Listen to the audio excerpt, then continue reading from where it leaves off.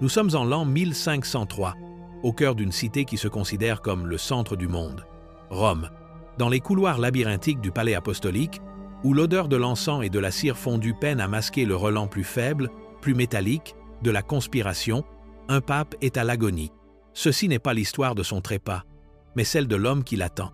Il est le chambellan papal, le camerling, et durant un instant fugace et terrifiant, entre le dernier souffle d'un pontife et le premier scrutin d'un conclave, il deviendra l'homme le plus puissant de la chrétienté. Quel secret un tel homme garde-t-il?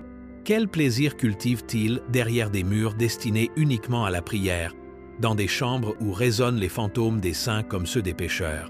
Ceci est un voyage dans le monde secret de ceux qui détenaient les clés de l'âme du Vatican, un monde où la piété était le masque porté par le pouvoir, et le plaisir la monnaie d'une cour secrète et silencieuse. La charge de chambellan papal, ou camerling de la Sainte Église romaine, est née de la nécessité mais est devenue une créature à l'autorité immense et souvent incontrôlée. Dans sa forme la plus pure, c'était un rôle de confiance suprême, l'administration des finances et des propriétés des États pontificaux, une tâche exigeant un esprit aussi vif que celui d'un banquier et une âme prétendument aussi pure que celle d'un saint. Le chambellan était le bras droit du pape pour toutes les affaires temporelles, le dirigeant exécutif d'un empire spirituel et terrestre tentaculaire. Mais son véritable pouvoir, celui qui poussait les rois et les empereurs à courtiser ses faveurs, se déchaînait dans les ténèbres d'un interrègne. Quand un pape mourait, l'autorité du chambellan explosait. C'était lui qui confirmait rituellement la mort, frappant le front du pontife avec un petit marteau d'argent et l'appelant par son nom de baptême à 3 reprises dans la pièce silencieuse. Par cet acte, il prenait possession du palais, brisait l'anneau du pécheur qui symbolisait l'autorité papale et devenait le chef d'État par intérim, le souverain temporaire de Rome, son pouvoir absolu, jusqu'à ce qu'un nouveau pape soit élu. Il était le gardien du vide, le maître de l'interrègne, un roi pour une quinzaine de jours, avec les clés du royaume en main et les secrets du pape, défunt scellés dans son esprit. Alors que nous décélons ces histoires oubliées, prêtez votre voix à notre chronique en aimant ce conte, en vous abonnant pour de futures révélations et en partageant dans les commentaires vos propres réflexions ou en nous indiquant d'où vous suivez ce drame qui se dévoile. Nous retournons à une époque où le vicaire du Christ était un prince parmi les princes et où la papauté elle-même était un trophée dans un jeu impitoyable de politique italienne. Durant les XVe et XVIe siècles, les frontières entre le sacré et le profane s'estompèrent jusqu'à disparaître. Les papes étaient des guerriers, des politiciens et des patriarches de familles puissantes, et les hommes qu'ils nommaient comme chambellans étaient le reflet de cette nouvelle Église séculière. Ils n'étaient plus seulement de pieux administrateurs, ils étaient des cardinaux issus des grandes maisons, Orsini, Colonna, Médicis ou Borgia, des hommes qui comprenaient que le pouvoir à Rome ne venait pas de la prière, mais du mécénat, de la richesse et de la peur. La charge du chambellan devint la plaque tournante de ce pouvoir. Elle contrôlait la chambre apostolique, le trésor papal, qui était gonflé par les revenus des indulgences, les dîmes de toute l'Europe et les immenses revenus des États pontificaux.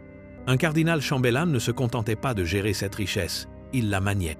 Il supervisait une bureaucratie tentaculaire de clercs et de fonctionnaires, chaque poste étant un cadeau à accorder, une faveur à vendre. Grâce à la distribution minutieuse de bénéfices, de nominations et de contrats, il pouvait tisser un réseau de loyauté qui imprégnait tous les niveaux de la curie romaine, s'assurant que sa faction, sa famille et ses propres ambitions soient servies avant tout. Ce n'était pas de la simple corruption, c'était l'architecture même du pouvoir, un système où l'autorité spirituelle était mise à profit pour un gain terrestre et le chambellan siégeait en son cœur doré et cynique.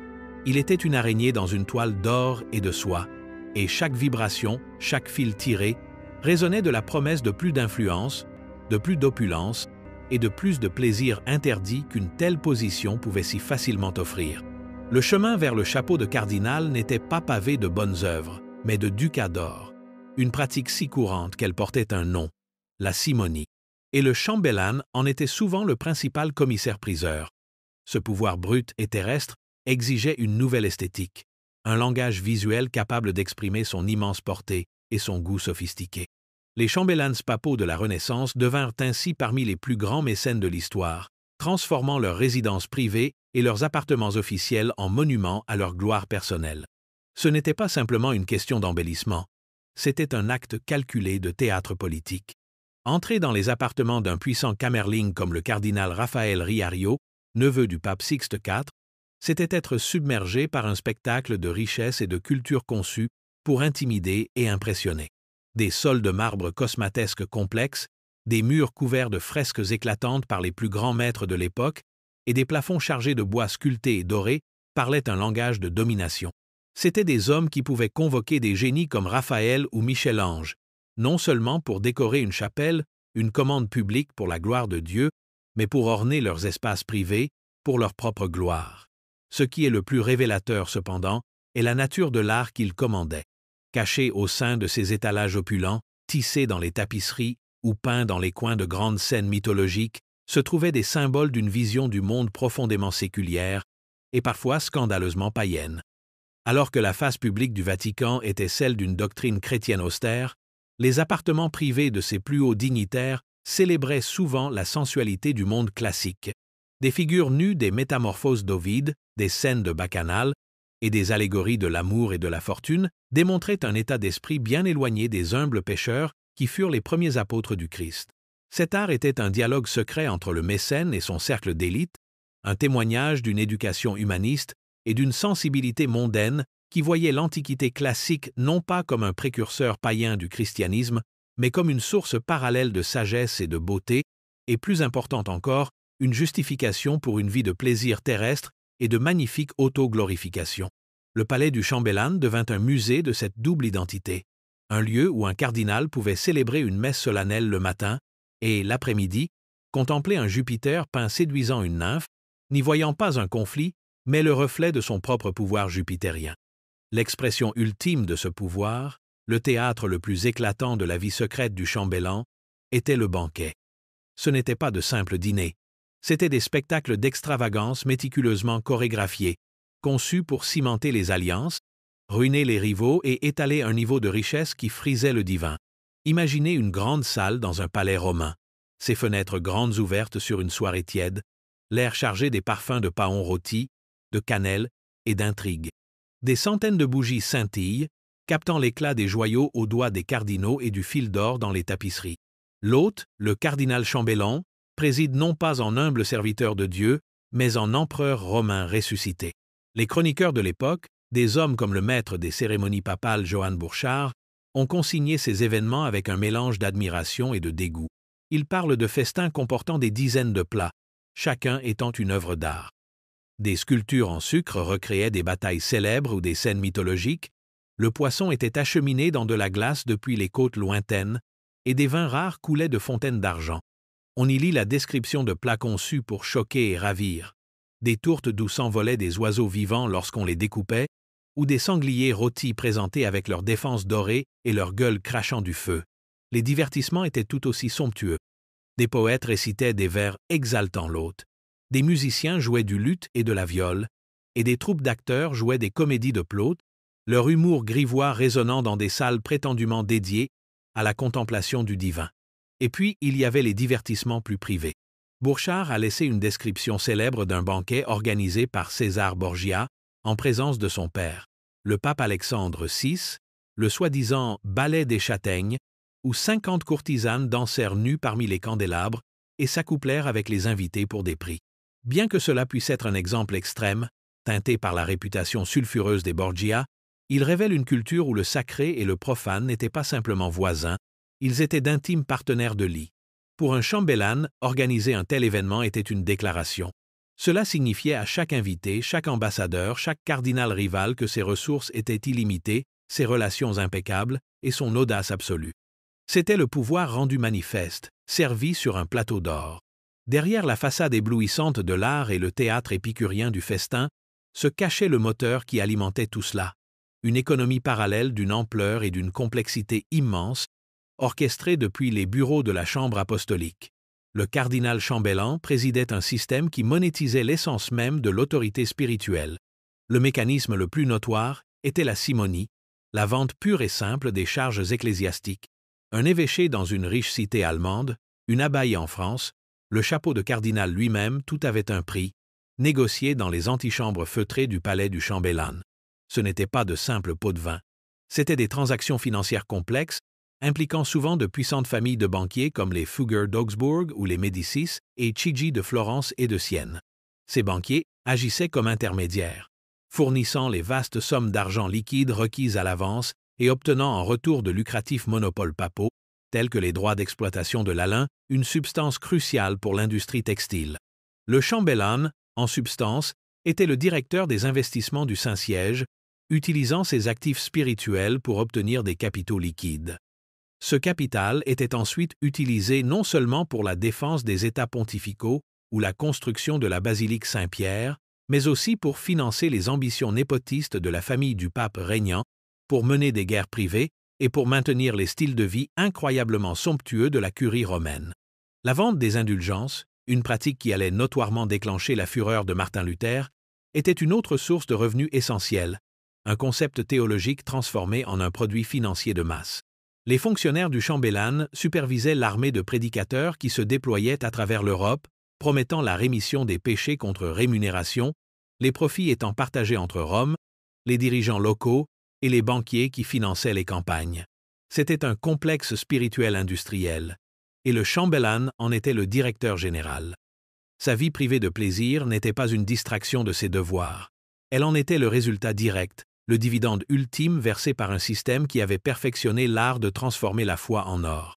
Ces registres, s'ils avaient un jour été rendus publics, auraient raconté une histoire plus choquante que n'importe quelle orgie supposée, le récit d'une divinité vendue au poids. Là où règne un pouvoir immense et une culture de l'hypocrisie institutionnalisée, les désirs de la chair trouvent inévitablement leur expression. Le vœu de célibat, pierre angulaire du sacerdoce, devint, pour beaucoup dans les hautes sphères de la Rome de la Renaissance, à peine plus qu'une commodité politique et économique. Il empêchait la fragmentation des biens de l'Église par l'héritage, mais il ne faisait pas grand-chose pour apaiser les pulsions naturelles des hommes puissants qui dirigeaient l'institution. Les chambellans papaux, vivant comme des princes séculiers, adoptèrent les coutumes des princes séculiers, et cela incluait d'entretenir des compagnes. Les plus visibles et les plus célèbres d'entre elles étaient les grandes courtisanes de Rome. Des femmes qui étaient bien plus que de simples prostituées. Des figures comme Imperia Cognati ou Tullia d'Aragona étaient des femmes très instruites, spirituelles et belles, qui tenaient des salons attirant artistes, poètes, ambassadeurs et bien sûr les plus hauts prélats de l'Église. Être le protecteur d'une telle femme était un symbole de statut, un autre joyau à la couronne d'un cardinal puissant. Un chambellan pouvait installer sa maîtresse favorite dans une belle demeure, la couvrir de cadeaux et la faire paraître discrètement à ses réceptions privées. Son intelligence pouvait être un atout précieux, une source d'information et de ragots des cours rivales, tandis que sa compagnie offrait un répit face à l'environnement stérile et exclusivement masculin de la curie. Au-delà des courtisanes, il y avait des arrangements plus clandestins. De nombreux cardinaux, y compris ceux qui servaient comme chambellans, pratiquaient ce que les moralistes de l'époque appelaient le népotisme, engendrant des enfants illégitimes qui étaient ensuite présentés comme des neveux ou des nièces et promus à de hautes fonctions, assurant ainsi la pérennité d'une dynastie familiale au sein même de l'Église. Et bien que les archives historiques soient souvent voilées d'euphémismes et d'insinuations, il est indéniable que des relations homosexuelles existaient également dans ces cercles. Dans un monde où les femmes étaient largement exclues des couloirs du pouvoir, des liens intenses et intimes entre hommes mécènes et leurs protégés, cardinaux et leurs beaux jeunes secrétaires étaient courants. Pour le chambellan, dont la vie était une performance constante de piété, ses relations secrètes, que ce soit avec une courtisane célèbre ou un subordonné favori, représentaient une rébellion privée, un espace où le masque pouvait tomber et où l'homme sous la robe écarlate pouvait, pour un instant, être lui-même. L'apogée de l'autorité du chambellan, le moment où son pouvoir secret devenait terriblement public, était la sede vacante, le siège vacant. Dès l'instant où le médecin papal déclarait la vie du pontife éteinte, un rituel précis et ancien commençait, avec le camerling pour unique protagoniste. Il entrait dans la chambre mortuaire, accompagné d'une petite suite, et accomplissait l'acte qui mettait officiellement fin à un règne. Ignorant les parents éplorés et les cardinaux anxieux, il s'approchait du lit du pape défunt. Comme le voulait la coutume, il appelait le nom de baptême du pape à 3 reprises, une ultime et vaine convocation au monde des vivants. N'entendant aucune réponse, il prenait un petit marteau d'argent spécialement conçu et tapotait doucement le front du pontife. Ce simple acte symbolique était le transfert du pouvoir. À cet instant, le chambellan devenait le maître du Vatican. Son premier devoir était de retirer l'anneau du pécheur du doigt du pape mort, l'anneau utilisé pour sceller les documents officiels, et d'ordonner qu'il soit brisé avec un marteau, un geste spectaculaire garantissant qu'aucun décret frauduleux ne puisse être publié. Il ordonnait ensuite que les grandes portes de bronze du palais soient scellées et plaçait les appartements pontificaux sous sa garde personnelle, sous clé. Simultanément, ces gardes, la garde suisse désormais sous son commandement direct, sécurisaient les portes du Vatican et de la ville de Rome elle-même. Pendant toute la durée de l'interrègne, qui pouvait durer des semaines, voire des mois, le chambellan était le souverain absolu des États pontificaux. Il frappait des pièces portant ses propres armoiries, il rencontrait les ambassadeurs étrangers, il commandait l'armée, et il présidait aux préparatifs des funérailles papales et du conclave qui s'ensuivait. Cette période était lourde de dangers. La ville de Rome sombrait souvent dans le chaos, les familles nobles rivales profitant du vide du pouvoir pour régler de vieux comptes. Le chambellan devait être un exécuteur impitoyable pour maintenir l'ordre, mais la position offrait aussi une occasion unique d'enrichissement personnel et de manœuvres politiques. Il contrôlait les actifs du Vatican, et un chambellan habile pouvait s'assurer que les fonds et les ressources à sa disposition soient utilisés pour influencer l'élection à venir, ouvrant la voie à un candidat de sa propre faction, ou peut être, si son ambition était assez grande, à lui-même. Inventons un personnage pour incarner l'époque, un fantôme composite inspiré de la vie d'une douzaine de cardinaux historiques. Nous l'appellerons le cardinal Alessandro Valerius, et il est le chambellan papal d'un pape faible et vieillissant au début du XVIe siècle. Sa journée commence avant l'aube dans sa chapelle privée, un écrin de marbre et de feuilles d'or. Vêtu de simples habits sacerdotaux, il célèbre la messe avec une gravité et une concentration qui émouvraient les pieux jusqu'aux larmes. Il est l'image même de la dévotion. Mais à mesure que le soleil se lève, le prêtre s'efface et le prince émerge. Il passe dans son cabinet de travail, une vaste pièce tapissée de textes juridiques et de philosophie classique. Là, il rencontre des banquiers de la maison Chigi. Sa voix un instrument bas et précis alors qu'il négocie la vente d'un évêché portugais pour 50 000 ducats, une somme nécessaire pour engager une compagnie de mercenaires afin de pacifier une ville rebelle de la Romagne. Les banquiers partis, un artiste est admis un jeune peintre d'Urbino. Le ton de Valerius s'adoucit alors qu'il discute de l'avancement d'un cycle de fresques dans sa loggia privée. Le thème est la vie d'Alexandre le Grand, un parallèle subtil, mais clair, avec ses propres ambitions. Il demande à l'artiste de s'assurer que la représentation d'Héphaestion, le compagnon d'Alexandre, est une ressemblance frappante avec son propre jeune secrétaire favori. À midi, il préside un tribunal, condamnant sans pitié un fonctionnaire subalterne, reconnu coupable de détournement de fonds, un crime non pas de vol, mais d'avoir volé dans les mauvaises poches. L'après-midi est consacré à la politique. Dans les jardins parfumés de son palais, il se promène avec l'ambassadeur de France, parlant de la foi et de la menace turque, tout en jaugeant subtilement le soutien de la France à son candidat préféré pour le prochain conclave. Il fait allusion à des dispenses papales que le roi de France désire, une offre alléchante laissée en suspens. Le soir venu, la façade d'austérité s'effondre complètement. Son palais est illuminé pour un festin privé. Il y a de la musique, de la poésie et du vin des pentes du Vésuve. À ses côtés ne se trouve pas un autre prélat, mais une poétesse et courtisane célèbre, son esprit aussi vif que son décolleté est plongeant. Ici, dans la lueur chaude des chandelles, entouré de beauté, de pouvoir et de plaisir, le cardinal Valerius est dans son élément, un maître d'un monde où le sacré était un outil et le pouvoir le seul vrai Dieu. Le monde du chambellan papal, CC 33 CFR. Nous sommes en l'an 1503, au cœur d'une cité qui se considère comme le centre du monde, Rome. Dans les couloirs labyrinthiques du palais apostolique, où l'odeur de l'encens et de la cire fondue peine à masquer le relent plus faible, plus métallique, de la conspiration, un pape est à l'agonie. Ceci n'est pas l'histoire de son trépas, mais celle de l'homme qui l'attend. Il est le chambellan papal, le Kämmerling, et durant un instant fugace et terrifiant, entre le dernier souffle d'un pontife et le premier scrutin d'un conclave, il deviendra l'homme le plus puissant de la chrétienté. Quel secret un tel homme garde-t-il? Quel plaisir cultive-t-il derrière des murs destinés uniquement à la prière, dans des chambres où résonnent les fantômes des saints comme ceux des pécheurs? Ceci est un voyage dans le monde secret de ceux qui détenaient les clés de l'âme du Vatican, un monde où la piété était le masque porté par le pouvoir, et le plaisir la monnaie d'une cour secrète et silencieuse. La charge de chambellan papal, ou Kämmerling de la Sainte Église romaine, est née de la nécessité mais est devenue une créature à l'autorité immense et souvent incontrôlée. Dans sa forme la plus pure, c'était un rôle de confiance suprême, l'administration des finances et des propriétés des États pontificaux, une tâche exigeant un esprit aussi vif que celui d'un banquier et une âme prétendument aussi pure que celle d'un saint. Le chambellan était le bras droit du pape pour toutes les affaires temporelles, le dirigeant exécutif d'un empire spirituel et terrestre tentaculaire. Mais son véritable pouvoir, celui qui poussait les rois et les empereurs à courtiser ses faveurs, se déchaînait dans les ténèbres d'un interrègne. Quand un pape mourait, l'autorité du chambellan explosait. C'était lui qui confirmait rituellement la mort, frappant le front du pontife avec un petit marteau d'argent et l'appelant par son nom de baptême à 3 reprises dans la pièce silencieuse. Par cet acte, il prenait possession du palais, brisait l'anneau du pécheur qui symbolisait l'autorité papale et devenait le chef d'État par intérim, le souverain temporaire de Rome, son pouvoir absolu, jusqu'à ce qu'un nouveau pape soit élu. Il était le gardien du vide, le maître de l'interrègne, un roi pour une quinzaine de jours, avec les clés du royaume en main et les secrets du pape, défunt scellés dans son esprit.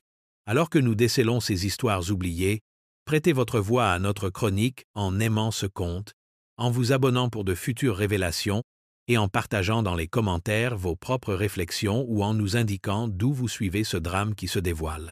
Nous retournons à une époque où le vicaire du Christ était un prince parmi les princes, et où la papauté elle-même était un trophée dans un jeu impitoyable de politique italienne.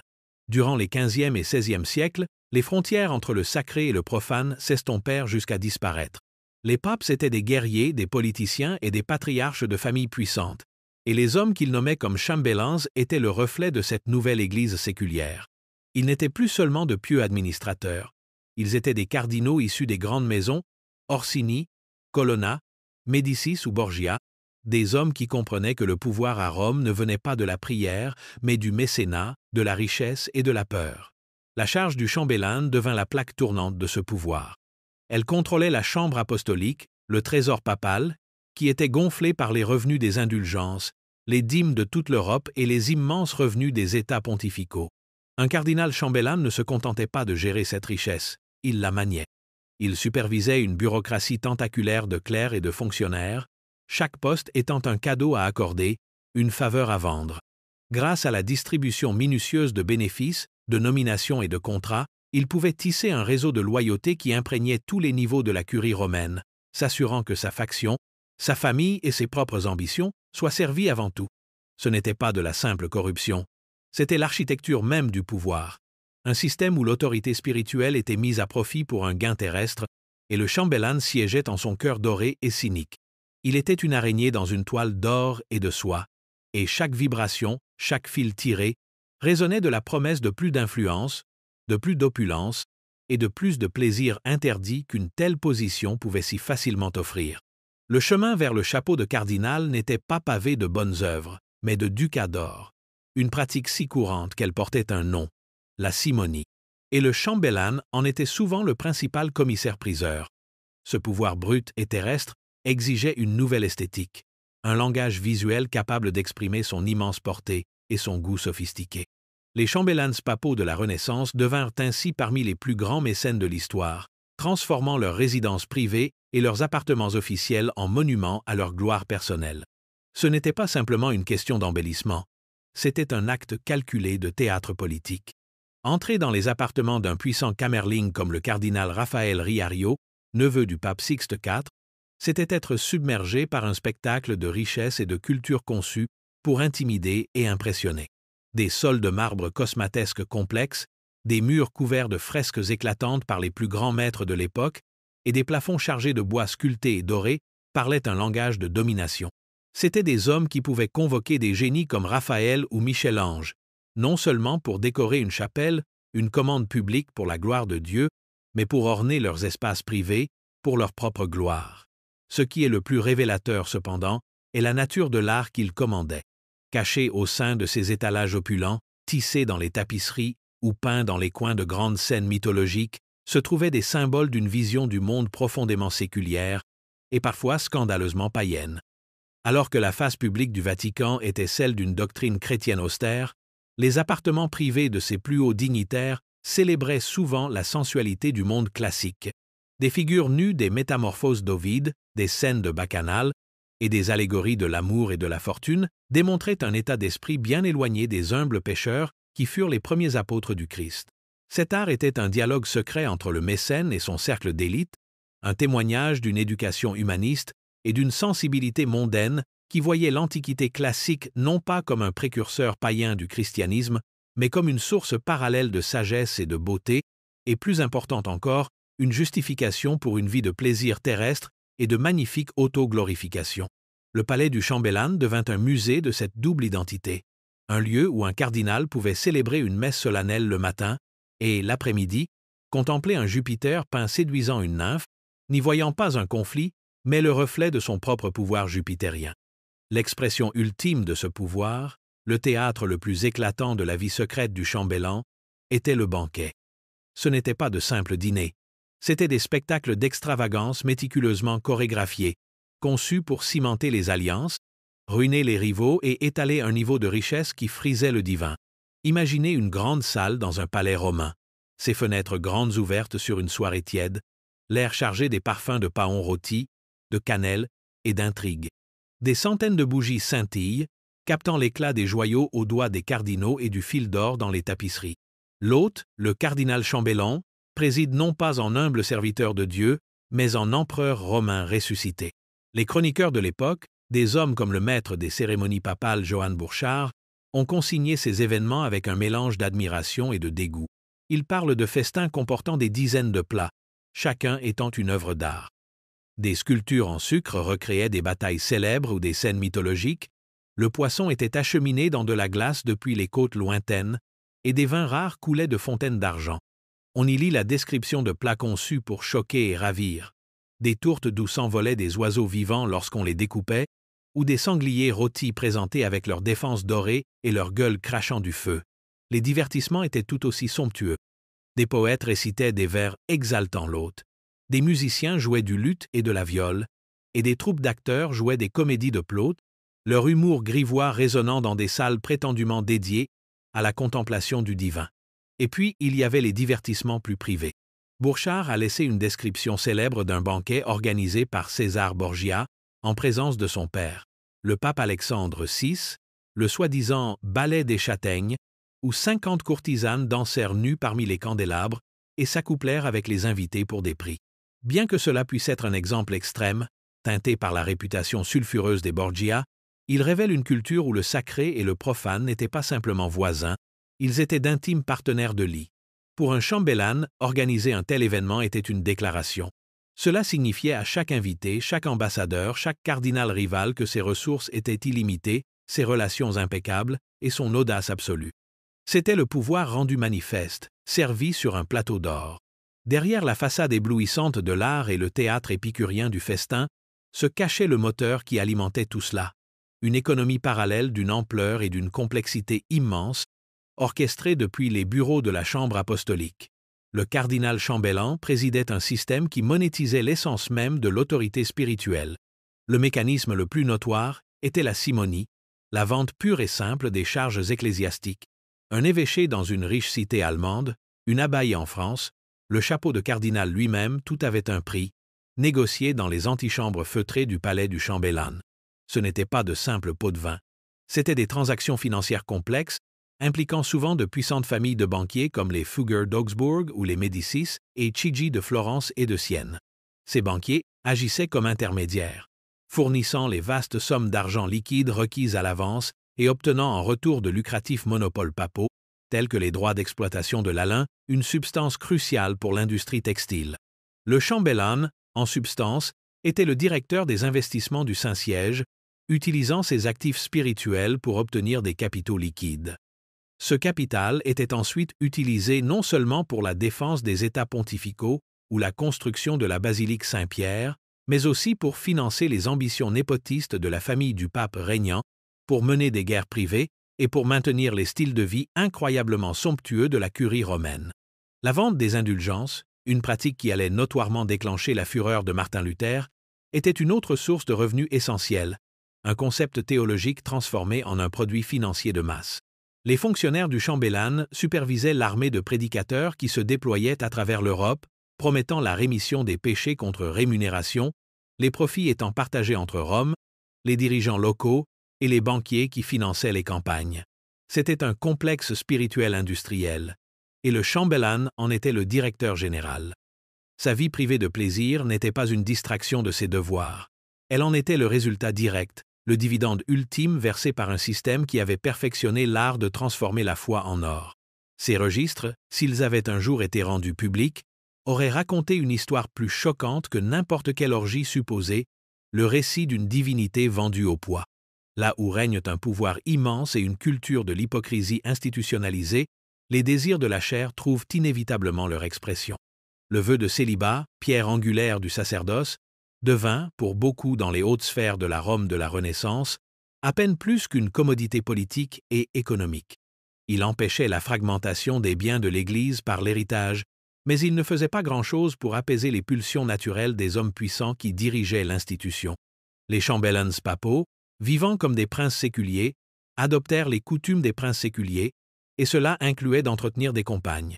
Les plus visibles et les plus célèbres d'entre elles étaient les grandes courtisanes de Rome, des femmes qui étaient bien plus que de simples prostituées. Des figures comme Imperia Cognati ou Tullia d'Aragona étaient des femmes très instruites, spirituelles et belles, qui tenaient des salons attirant artistes, poètes, ambassadeurs et bien sûr les plus hauts prélats de l'Église.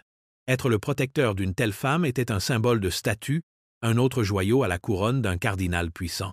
Un chambellan pouvait installer sa maîtresse favorite dans une belle demeure, la couvrir de cadeaux et la faire paraître discrètement à ses réceptions privées. Son intelligence pouvait être un atout précieux, une source d'information et de ragots des cours rivales, tandis que sa compagnie offrait un répit face à l'environnement stérile et exclusivement masculin de la curie. Au-delà des courtisanes, il y avait des arrangements plus clandestins. De nombreux cardinaux, y compris ceux qui servaient comme chambellans, pratiquaient ce que les moralistes